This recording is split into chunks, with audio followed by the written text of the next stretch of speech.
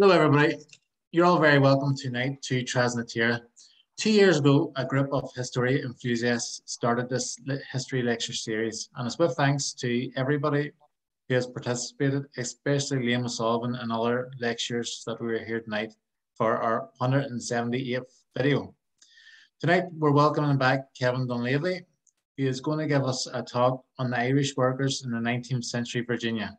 So without further ado, I'll hand you over to Kevin. Thank you very much, Kevin. Thank you, Stephen. And on this end, we want to say thanks to Mark Ruff, who is doing all the techie stuff at this end, or this will be a total disaster.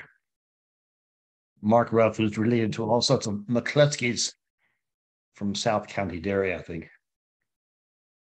So, good faithful listeners, what we're going to touch on this afternoon or this evening, for those of you who live in Ireland, is a couple of colossal work projects in the state of Virginia in the US that had gazillions of Irish people working on the projects.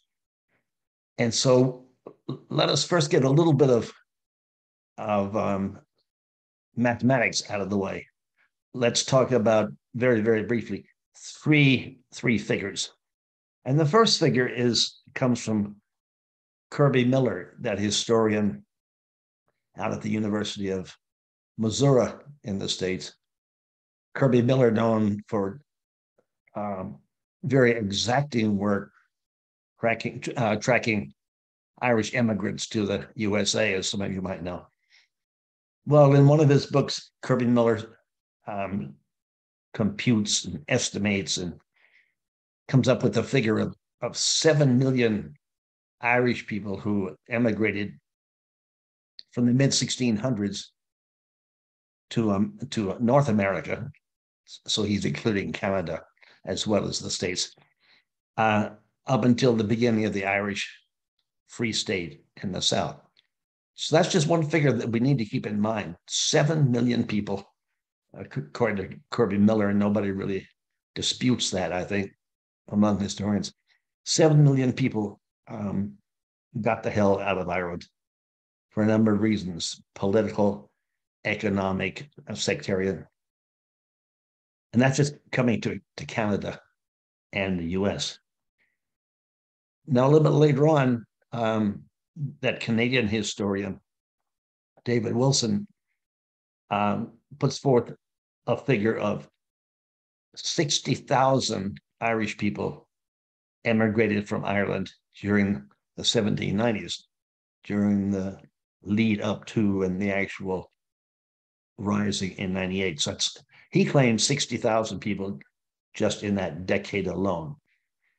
So that's interesting for us to think about, because he doesn't come up with this figure, but a good number of that 60,000 would have been United Irishmen who were fleeing the hangman's rope, or were officially banished by the London government, and they came over here. So those are a couple of figures to think about, but there's another figure that I'll try to bore you with, and that is that,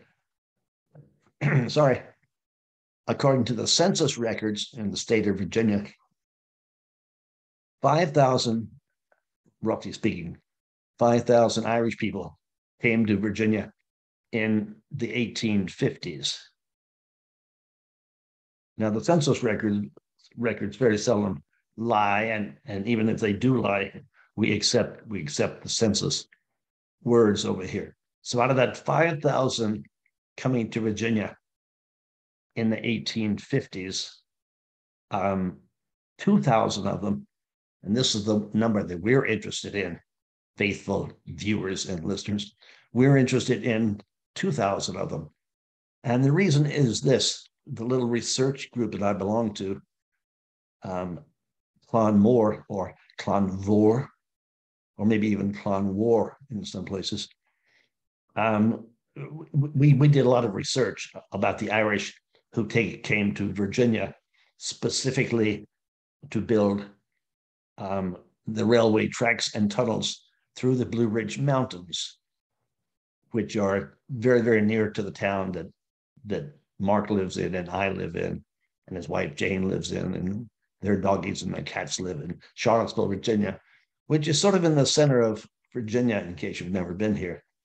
So the Blue Ridge Mountain chain starts way up in the state of Maine and comes swooping down through a number of states, including Virginia, and the Blue Ridge chain of mountains, high hills really, ends in the state of Alabama. Now, in the 1830s and 40s and 50s, people were thinking, oh, we've heard a lot about this thing called the railway.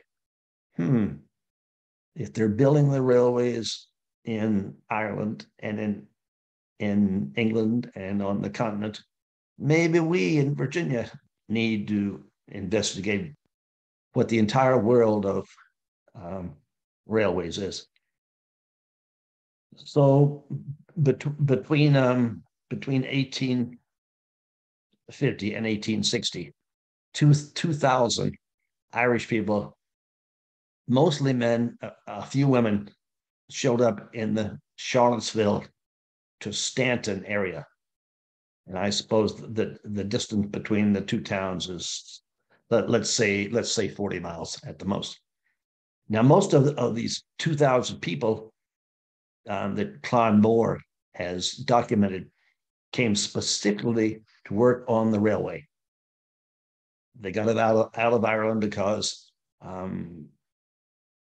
Philithera infestans had made a bollocks of the entire potato crop, and the English government was not being really very helpful in trying to keep people alive in Ireland, as all sorts of historians have documented for us. And so there's political repression, there's the failure of the crop, and if you were just barely hanging on making a living and living mostly in potatoes, and there are no potatoes, what are you going to do? So the ones that you come up with £5, with £5, which seemed to be the going rate in that era, you got yourself on a timber ship and made it across to the New World after Black 47 specifically. And so the ships that came over bearing all the Irish, and remember that historians say either 1 million to 2 million people came out of Ireland to North America. The ships that landed the most people started in Maine and dropped off people in Maine and in New York and in Boston and in Baltimore and in Philadelphia, and then 2 or 3 places here in the state of Virginia. One of them in northern Virginia, in the town of Alexandria, which was a big seaport at the time, a saltwater port. And then 2 other places on the Virginia coast would have been Richmond and what am I thinking about? Well, the river that goes up to Fredericksburg. Anyway, so all these folks from Ireland who really don't have a much economic strength at all end up here in the New World. They need to what we call the New World. They need to find themselves a way to stay alive. So somehow or other, and this is the tricky matter, several thousand people learned of the railway being constructed in Virginia, which starts in the city of Richmond and is slowly making its way up through Charlottesville, up to the Blue Ridge Mountains, through the mountains, through the hard granite, over to Waynesboro and Stanton, and ultimately out to the city of Chicago, which was a fairly large city then, and of course is immense now. So all these folks are showing up, and they have either heard from the publicity in Ireland that there's work on this railway here, or a goodly number of them, at least a couple of hundred, we think, had been working on a previous railway project in the state of Maryland, which is right next door. And the railway that was built there was being built by two Irish lads from Cork, and that's John Kelly and John, the fellow who at this point doesn't have a last name, Largy, sorry. And so a number of these Irish guys had said, at least I have a job now, and it's backbreaking. This is not the easiest job in the world, but it's a job. So I can swing a pick, I can swing a hammer, and I can set black powder. I can do anything to keep this work. So we think that once that rail line had been completed out of the city of Baltimore, Kelly and Largy, the two contractors, heard that this much larger project was happening slightly south in the state of Virginia, and for some simple reasons, we're just going to call it the BRR, the Blue Ridge Railway, because it goes through the Blue Ridge Mountains. So a number of these fellows came down with the two contractors, probably in a wagon train, we're thinking, but possibly on an early form of the railway. That hasn't been clarified yet. Anyway, they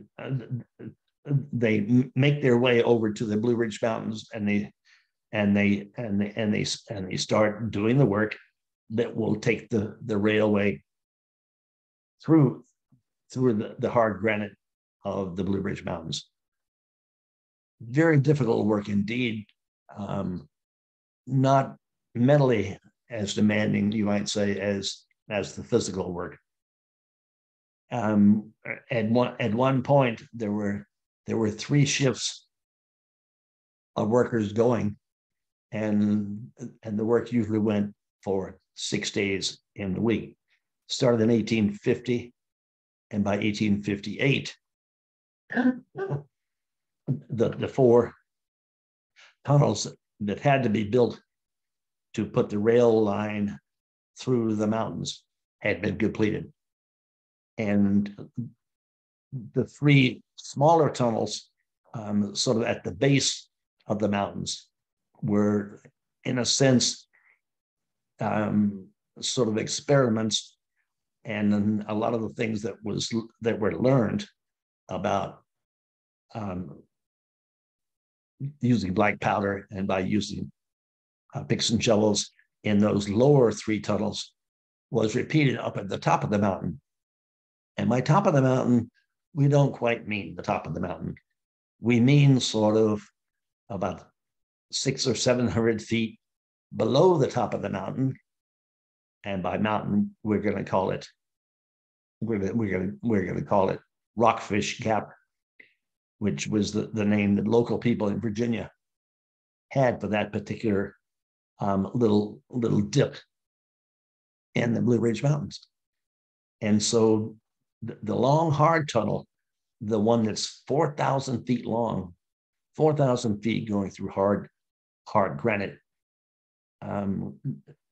goes through at about 600 or 700 feet from the summit of the mountain. Most of the folks who do this work are single men, and a few are teenagers. They're mostly in their 20s and 30s. The huge majority of them come from Cork, either Cork City or County Cork.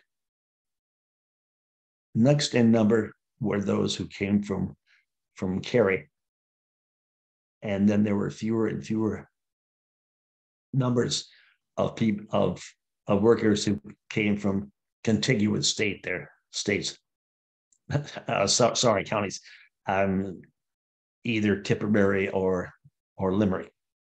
Now, a few people from the north of Ireland or the northeast of Ireland showed up to do this work. Some of them were Crickards or McCrickards. A few of them were Downeys.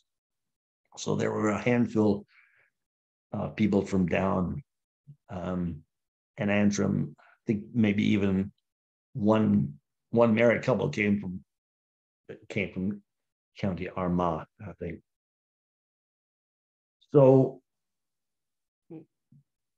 part of the work involved in this huge railway project, part of it had to do with banging away at the hard granite, which is by far the toughest work, I would say.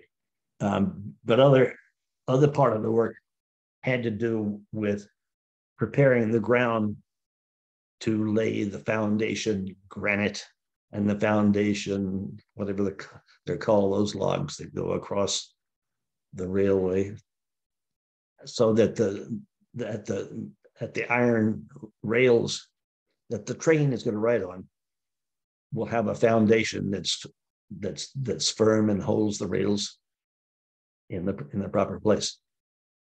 So we don't know very clearly what percentage of these 2,000 Irish are assigned to do that sort of work, but we do know that starting almost from day one, black slaves owned by various landowners here in Albemarle County or one or two other counties, the slaves were being, to use the current terminology, they were being rented out to the railway company. And the slaves, of course, worked hard because they were overseers. It's so hard to believe in the 21st century. Overseers with whips, no shotguns that we know of, but whips anyway. And the slaves had to carry on and carry on and carry on and do the work. Needless to say, the slaves didn't get paid the money that they you might say would have earned. Went to the owner of the slaves. I mean, doesn't that make perfect sense? If you're going to be a slave, you have no use for money, right? Poor bastards, you just do what you're told. So between the black folk and the Irish folk, slowly, the groundwork for all the rails gets done. And after a while, the rails start arriving, and this is all handwork, as you can imagine. The rails are laid end to end, and it's a matter of timing. You know, you can't lay rails all the way up to the part of the mountain that a tunnel is going to be dug in, unless you're ready to open up that tunnel. So the timing is very, very important. Now, the timing is sort of under the control of the two primary contractors, those Cork guys I mentioned to you before, who are Kelly and Largy. But over them, there's a Frenchman named Claudius Crozet, after whom a little village is named here. It is Crozet. Claudius Crozet was the brilliant engineer who really was in charge of this entire project, as he had been in charge of other projects around the state of Virginia, road building and that. So Crozet, being sort of a French aristocrat, having been involved in French warfare against Moscow for a period, if those stories are true. Claudius Crozet is a well-trained engineer, civil engineer, I suppose, and knows what he's doing. So between Claudius Crozet and the two engineers, progress is made on this railway project. We need to talk a little bit about, I think, where all these Irish people are going to live. No B&Bs in that era, no hotels anywhere near, because you're really out in sort of the wilderness of Albemarle County and two other counties. So from what we can piece together by looking at various types of records in the state of Virginia, we know that some of the earliest Irish probably lived in pretty crude huts, probably not unlike some of the crude earthen huts that they would have had to live in Ireland if they were on the lower end of the economic scale. So that's the first housing possibility, we're pretty sure. The next housing possibility is when saws start showing up and blacksmiths start showing up at this really big project. Wooden huts probably went up for those who were working on the rail lines. Now, these would have been fairly crude wood huts. They wouldn't have had televisions in them. They wouldn't have had a lot of windows in them. They would have been made out of planks, slammed together with some nails here and there. Some of these accommodations were pretty large. We know from census records that some of these wooden buildings could hold as many as 50 people, 70 people, 90 people. And we know that because the census taker, when he's riding his horse around for the 1850 census, he's trying to count all the people on this work project. Big project because he doesn't understand the Irish language. And a lot of these Irish workers banging away with their shovels and their picks were learning English, and they had grown up with Irish as their primary language all their lives. So they were having to piece together a new language. So whether the census taker got everything correct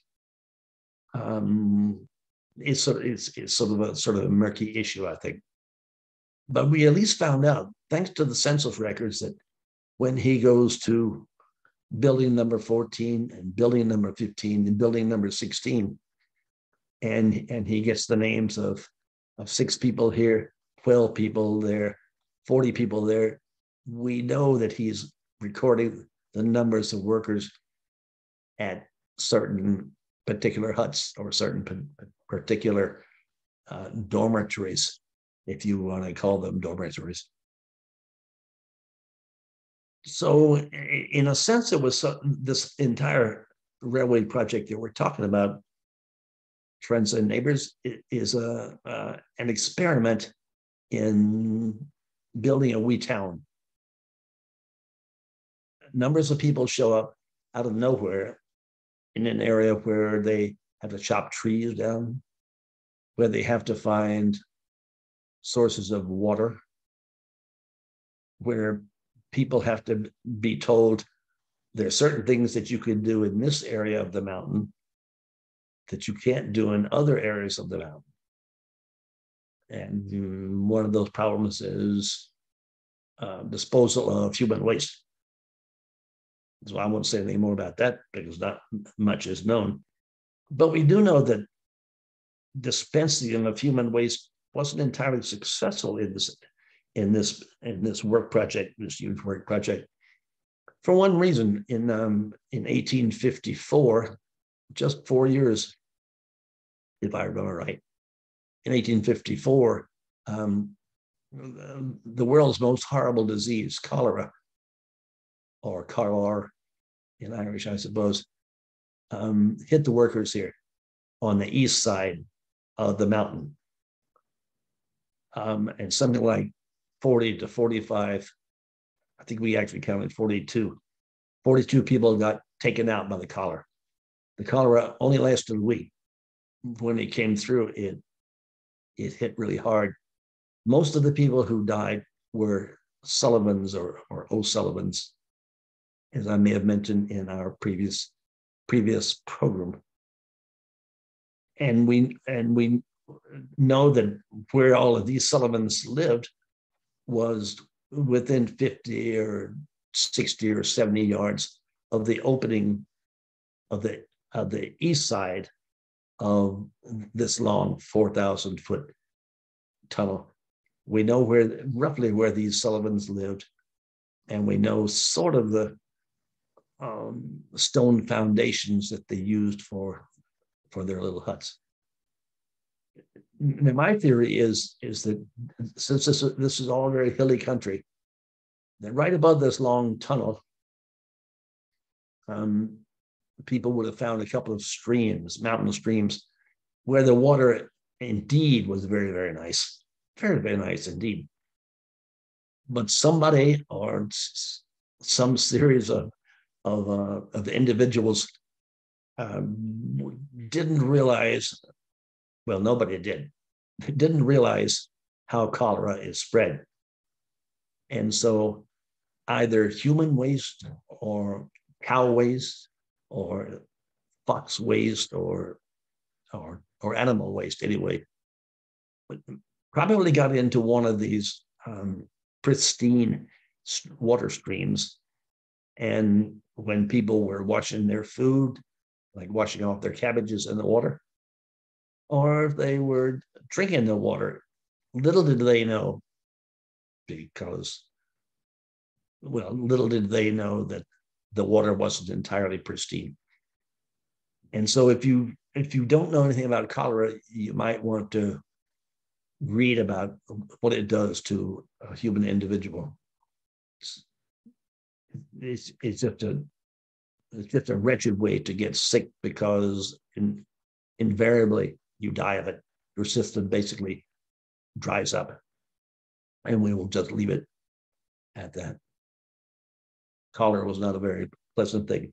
It only hit once on this railway project, as far as we know. The local newspapers in a couple of the surrounding towns were big on saying, "Oh, these Irish people, they just live like animals." Of course, cholera hit them hard, because they're just dirty animals. Well, we've heard that sort of prejudice before in the home country, and now for these Irish guys working on the railway here, if anybody had read those remarks to them from the local newspapers, surely to God they would have said, "This sounds just as bad as the prejudice that we were trying to escape by coming to this new land." So the cholera hit, and if you go to our website, which is clannmhor.org, and we spell it CLANNMHOR.org, you can go up to the research title up at the top of the homepage. And if you click on research, you'll come down to a section that offers you a number of fascinating things about this railway project. And one of those fascinating things, Marco is going to right away, or he's going to something else. And one of the fascinating things is deaths by cholera in 1854. There are other interesting things there that, if you're interested in history, might catch your eye. Of the 4 or 5 dozen marriages up on the mountain, there's a little category about them too. We know that all the marriages were blessed by one priest, Father Downey, and I'll tell you a story about Father Downey in a minute. So we have a little category of those who died by cholera, and we found some other gleanings, and those gleanings were marriages, and some gleanings showed us people who died up on the mountain, and there were lots of them.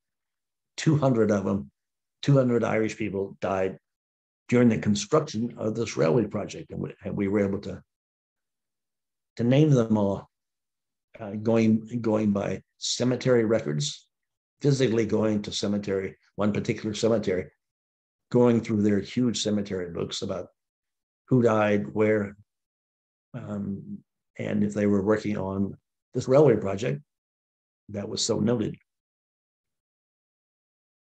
So that's a series of projects that you might be, topics that you might be interested in.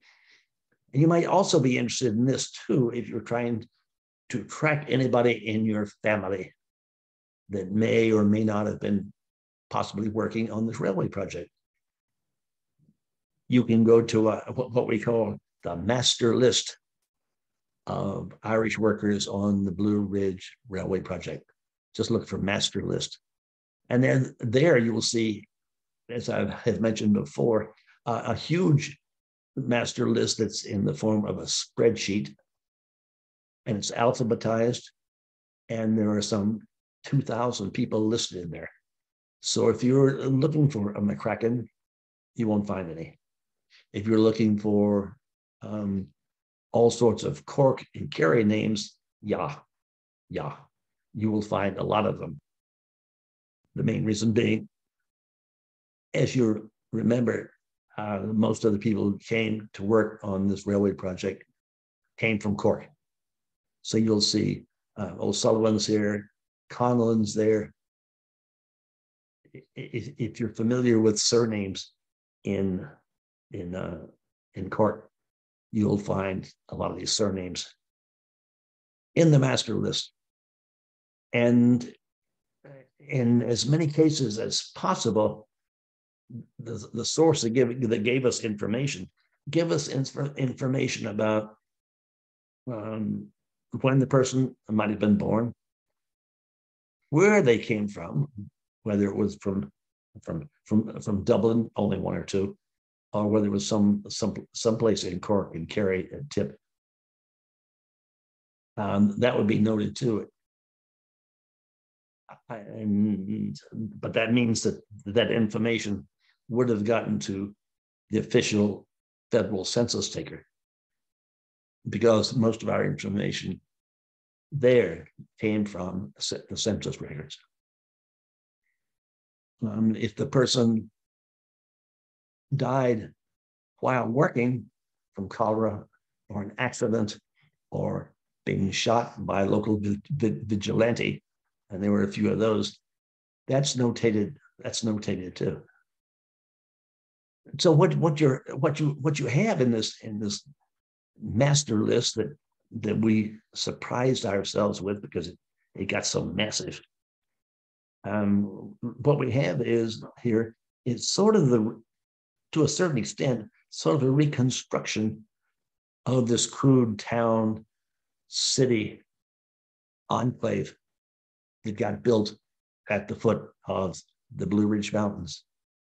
I keep in mind that the Blue Ridge Mountains are really no higher than 3,000 feet, 3,500 feet. So that's really no higher than McGillicuddy's Reeks or the Buggeras or any of those mountains in the Cork and Kerry area. So my feeling is that a lot of the people who work on the railway, the railway tunnels, let's be specific, would look from time to time at the hills that they are surrounded by, as well as Rockfish Gap, which is part of Afton Mountain, and they would sort of intuit that they're back home, because the hills of the mountains here are not the Rocky Mountains, which are like whatever that is, 20,000 feet. These are only 3,000 feet, 4,000 feet. So they're really gentle hills, because the Appalachian chain, some people say Appalachian, but this Appalachian chain on the eastern side of America is much, much older, apparently, than the Rocky Mountains to the west of the U.S. So you don't really find any sharp mountains in the Appalachian chain, at least to the extent that you do in the Rockies. So we had this little town that's built on the at the behest of Crozet himself, and at the behest of the two master contractors. We know that there's a little bit of documentation about the lives of those two contractors. There's loads more information about Crozet himself, because after all, he's part of the ruling class. So naturally, everybody's going to be writing about him and sort of spreading around a lot of facts about Crozet, because he did teach at West Point after a while. He taught math to the West Point cadets. And in fact, he wrote at least one book, I think, about certain mathematical principles and practices. If you're interested in math, ho-hum, says I, if you're interested in math, you might want to look into the writings of Claudius Crozet. We know that Claudius Crozet had various places to live, either up at the top of the mountain or down at the foot of the mountain. We know that he apparently had a nice horse upon which he could sit and upon which he could tour the 4 tunnels, so he could keep up with the progress at these 4 tunnels. In one of Crozet's written comments in one of his diaries, he reports the death of an Irish guy whose name I can't remember right now, but an Irish guy who, in the heat of one of the summers, probably July or August, sort of wandered away from his work site. It didn't say bye-bye. He didn't say sayonara. He just sort of wandered away, apparently sweating like a pig, a very flushed face, and people probably thought that he was going to do his business behind a bush or something. And he never returned. 4 or 5 days later, his body was found. He had died from the elements, i.e., the heat of the sun, body badly dehydrated, and everybody is thinking, it never gets to be 100 degrees in Ireland. If it gets to be 80 degrees, that's Fahrenheit. If it's 80 degrees, you don't go out and work in the noonday sun. You take it easy. But so this fella who's working on the rail line here is not sitting in a chair with a cocktail in his hand. He's one of the guys who's banging away at the stone with a heavy 6, 8, 10-pound sledgehammer. It's not exactly work that he was used to doing at home, because how many people growing up in Ireland and living in rural areas, as most people were in Ireland, how many of them would have had that sort of job, that you're pounding away at rocks to build a tunnel? Well, you don't do that. You're busy with crops and with milking the cows and with doing the farm chores and beating your way through green concocted. That's the particular name of it. Green concocted granite is not on your plate in Ireland. So this guy was vastly overworked, I submit, and wandered off. And if they hadn't found his body, he probably would have gotten eaten by local panthers or bears or foxes or something like that. When somebody died on this railway project, Claudius Crozet was one to get somewhat upset because usually everybody in his section, or perhaps everybody working that day, put down their tools. And it was thought that if someone dies on the job, then you give them a little honor. Well, it's post-mortem honoring, but it's also saying, well, we are not just going to stick this fella down in a hole right here and cover him up and keep going on. We found documentation of a few cases of the body being put in a wagon and driven by horses with a lot of workers behind it around the horse and the wagon, all the way over to out to Waynesboro town, or even to Stanton, which is miles away. And then in at least one case, nobody worked for the next 2 or 3 days because a funeral mass had to be arranged. The burial itself had to be carried out. Now this is in a new world now, so you're trying to make old customs work out in a world that you're not accustomed to. So in these few instances, in the early days of building the long tunnel, particularly, the Crozet would have gotten under his collar, because he would have worn a clean collar every day. You understand? Crozet would have had this taken 2 or 3 or 4 days off to bury somebody. He would have thought about that, because that's not what he's used to. That's what he wants. That's what he doesn't want. He wants to get the project finished. And so when Irish people are doing all sorts of activities to honor one of their own who's died, Crozet, not being Irish exactly, but of course he could be a Celt, couldn't he? And Crozet was unhappy about this, and he wrote as such in his monthly reports and in his diaries.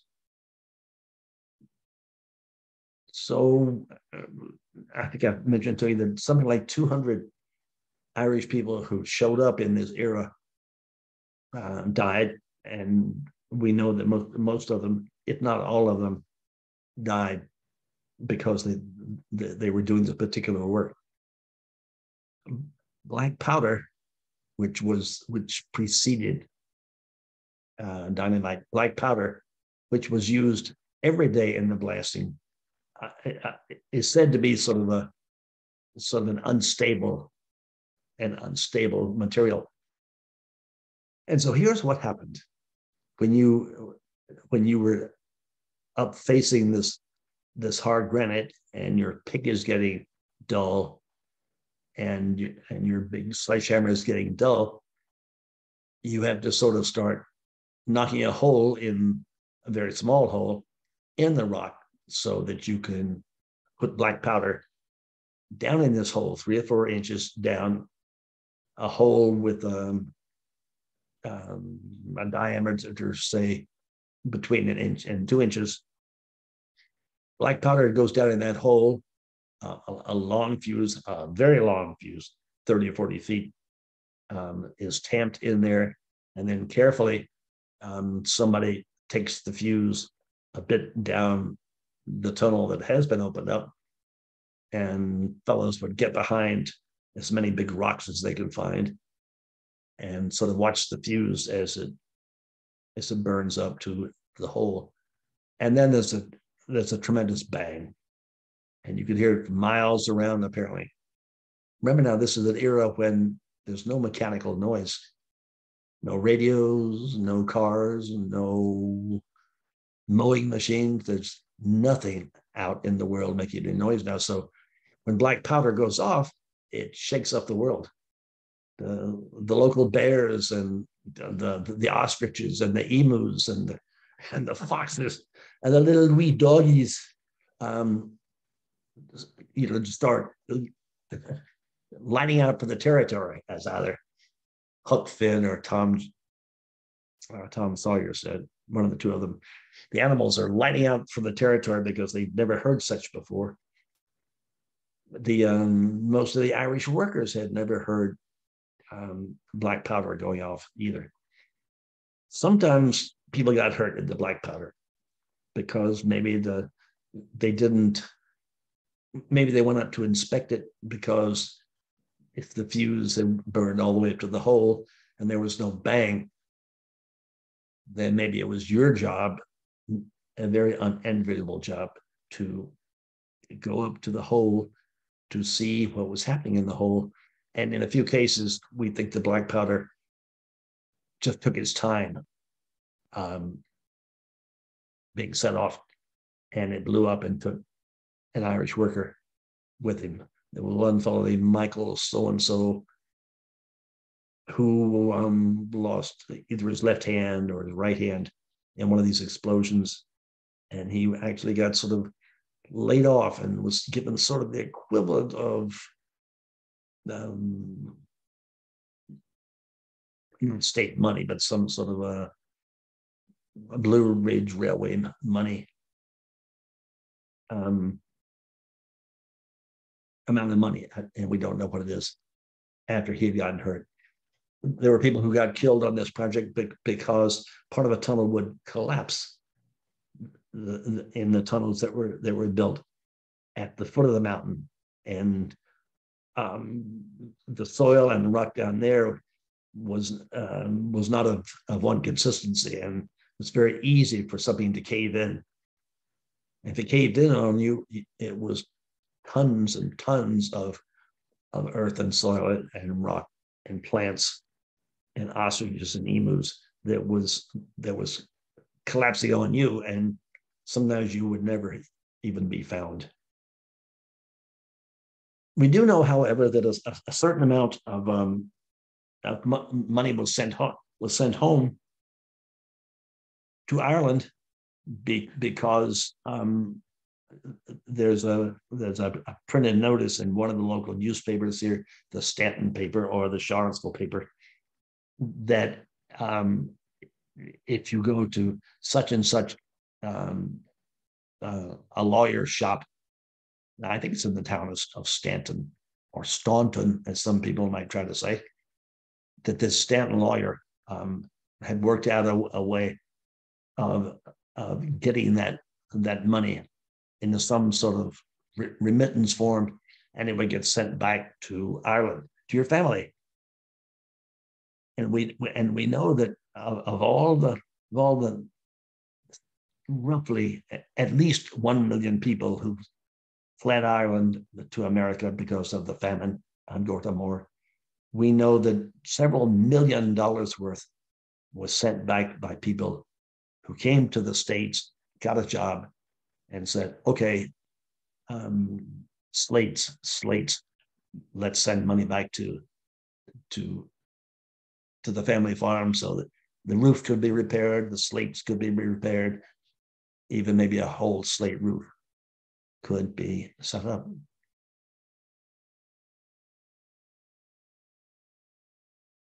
So I'm trying to give you a taste tonight, folks, of what it was like doing this sort of a brand new project. Now, the same thing was happening in a lot of states in the U.S. There are railways being built in Ohio, Michigan, and others in the middle of the country, and the railways were being built up everywhere. Now, what a lot of people don't realize is that there was another form of transportation of both people and goods that immediately preceded the advent of all these railway nerds, and that was canals. Canals were built in at least half of the states in the U.S., I think, And the canals usually consisted of a bit of a widening of a river here and there, and then maybe a diverting part of that river if the water was getting too insane, diverting part of the river and digging a small canal so that whatever boat was in the water and whatever it was carrying could bypass rough water. And so canals like the Erie Canal and all sorts of other canals were very popular at one point for a couple of decades. And there were 4 or 5, I think I even have the names here, 4 or 5 canals that were being built in Virginia. One of them started in Richmond and was called the James River and Kanawha Canal. Some people say James River and Kanawha Canal. Probably Kanawha is preferable. And this thing stretched about 200 miles. So if you were a bunch of folks who wanted to take a little river cruise, or if you were a bunch of folks who wanted to run your bales of tobacco from a certain farm area down to Richmond or somewhere else, before the railways arrived, you could either put this stuff on your shoulder and tote it down the road, or you could put stuff in these very, very large barks, sometimes 30 feet long, I think, that would carry your goods in a very, very slow fashion, it must be admitted. But at least you wouldn't have to carry all this stuff on your shoulders. And so you could carry your goods by way of canals down to wherever you needed to. But a Frenchman, Crozet, who had built some roads in Virginia before, because he was an engineer, he could see that the world of canals was just being left in the wayside because of the reports that he had read about the railway coming through in a lot of places around the world. And Crozet realized that canals were a dead letter. But it's also safe to assume that if you were an Irish person in Virginia in the 1820s and 1830s, in other words, a couple of decades before the advent of this railway building business was going to happen, and you were looking for a job, you could do worse, perhaps, than working on the canals. If you became a canaler, and that was the noun that was used, if you became a canaler, you often, even though you were working outside all the time, you would, and which was pleasant, the pleasant air and this, that, and the other. You were in water half the time, and you were using a shovel, and you were slugging a new path and diverting water from one location to another. And canal working was not the best job in the world. That big canal, the James River and Kanawha Canal, started in the Richmond area. By the time it got to the town of Lynchburg being, in case you didn't know or had forgotten in a previous life, the town of Lynchburg was set up by some members of the Lynch family who came from Galway. So by the time the canal, this big, long 200-mile canal, got as far as Lynchburg, there's a fair amount of documentation about this huge railway project, this huge canal project, which precedes the railway project. And in fact, in Lynchburg town, for those of you who are interested in bibliophile matters, there's a local private library there called the Jones Memorial Library. And this library has a within it, and you can take a look at it anytime you want. It has a what would we call it, a collection of about 400 names of Irish people who are applying for citizenship from about 1850 to about 1860, I think. Most of these Irish people herein named in this list, most of them were on that list because they came to the Lynchburg area to work on the canal, this canal that's preceding the railway project.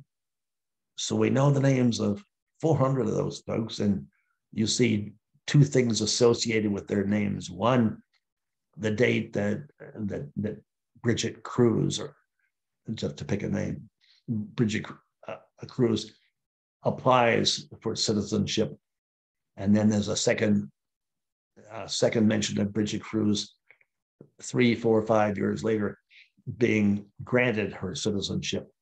Now, this is American citizenship, and it's awarded locally. In other words, if you're living in the Lynchburg area, then you would have been given your citizenship papers in the city of Lynchburg. Let's see, what else are we going to talk about today? Let me think here. Make sure we've covered everything I want to cover.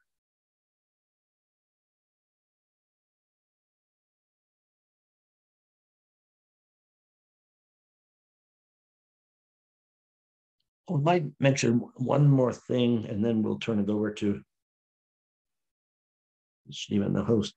I just wanted to mention that during the long railway project, there were at least 2 labor stoppages on it. One being a group of the railroad workers who, in probably 1850 itself, decided that being paid $1.25 a day wasn't sufficient, and a bunch of them were going to go up to Ohio and see what the word was in Ohio, with people helping to build the railway there. There are no details about how these guys managed to get to Ohio. What they found in Ohio was that railway workers there must be part of a conspiracy, they thought. Railway workers laying the tracks there were being paid $1.25 a day, which is precisely what they were getting for some reason down in Virginia. So some of them stayed in Ohio, in Cleveland, I think, and some of the rest of them came back and said, well, all shucks, we might as well go back to our old jobs on the railway here. So I think, Stephen, we'll just call it quits right there. Yeah, Kevin, thank you very much. Now, I do have a couple of questions for you, if you don't mind me asking them. I was going to ask you, how long did the railroad take? And tell me this, is there any instances or recordings of any entertainment which the Irish workers would have had on the way, as like parties or music, or is there any documentation of any parties, anything that there? Well, first of all, if I got your first question right, this railway project started in the year 1850, and then by 1858, 8 years later, it was completed, and the trains could go through the mountain. So it took 8 years to do that. That's what you were asking. We don't find any record at all about what these men and the few wives and girlfriends who were there and what they did for entertainment. I've sort of speculated that since there was no TV to preoccupy them, they would have had little bunches of folks singing songs that they had learned in Ireland, there would probably have been a fiddle player or two, because it's just astonishing the number of fiddles that came with along with immigrants from all sorts of European countries, from Germany, from England, from Ireland. And fiddles, even though they're a very sensitive, delicate instrument, they always seem to accompany immigrant groups. So I suspect that there were fiddles among these 2,000 Irish people. There bound to have been some singing. And I speculate too that up on the high part of the mountain, that some of the guys there, out of sheer boredom and thirst, would have started making some whiskey. And I suppose that they would have drunk that whiskey. Yeah. Another wee question here. As these were railroad workers from Ireland, was there any friction with the old Irish who were already there? When we think about the Blue Ridge Mountains, we think about the old the old Irish who emigrated in the 1700s. The old Presbyterians, from the 1718 migrations forward, like sort of like a hillbillies. Was there any kind of friction between both camps or sets of people? Probably was, but unless Marco has something that he came up with, we didn't find any interaction between the railroad workers and older Irish here, whether they were Catholic or Protestant. Marco, did you have an idea? No. So it was really like they were in a world apart. But part of it was the fact that their English wasn't very good. Unlike the hillbillies who would have, grown up with English in the northeastern counties of Ireland, the hillbillies, at least when they arrived here, had some sort of a control of the use of English. Right, that on. That's very interesting. I think that's it for tonight. Anyway, Kevin, you gave us a very good round of talk, and thank you for coming on again. It was very good. Glad to do it, Stephen. Get on. So I'll just end the recording here. All right.